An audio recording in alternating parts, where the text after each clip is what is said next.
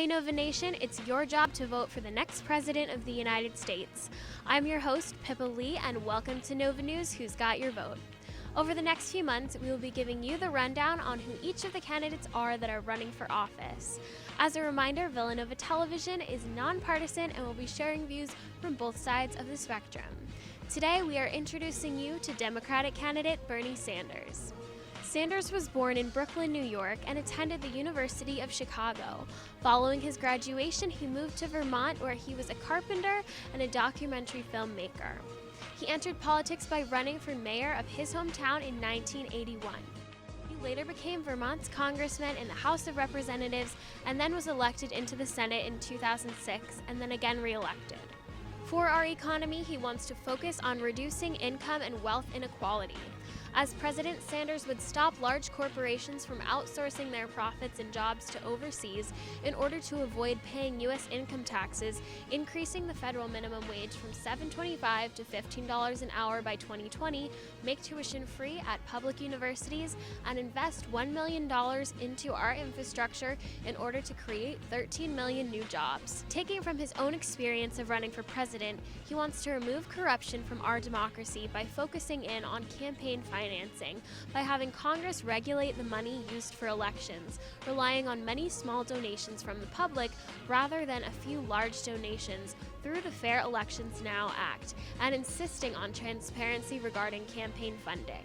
When it comes to the environment, Sanders wants the U.S. to lead the international community to solve global climate change in order to prevent international conflict. He makes the argument that climate change affects global national security because as certain areas of the world are unable to grow food due to changing conditions, this leads to large migrations in order for people to survive, leading to instability which can cause conflicts. For immigration into the U.S., Sanders wants to rewrite our trade policies as he believes policies like NAFTA have not only lowered U.S. incomes and employment, but have devastated the local economies of our neighbors. He wants to dismantle inhumane deportation programs to keep families together and pave the way for citizenship for 11 million undocumented immigrants. When it comes to race relations, he wants to adapt our police forces to reflect the diversity of the communities they work in and require body cameras for all law enforcement officers. He wants to introduce an incentive by having more federal justice grant money given to those who excel in this area. He believes our current police forces look like invading armies, so he wants to demilitarize them. For our foreign policy, he wants to move away from unilateral military action to ensure that war is the last resort.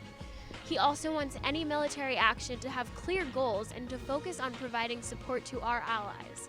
He wants to focus back on America's traditional values and rein in on the National Security Agency to close Guantanamo Bay and to abolish the use of torture against enemies. He is a supporter of the Iran deal because although it is not the ideal option, it is the best option we have right now because we must do something to stop Iran from upsetting the nuclear balance in that region of the world. Thank you for watching. Tune in next episode to learn about Republican candidate Jeb Bush.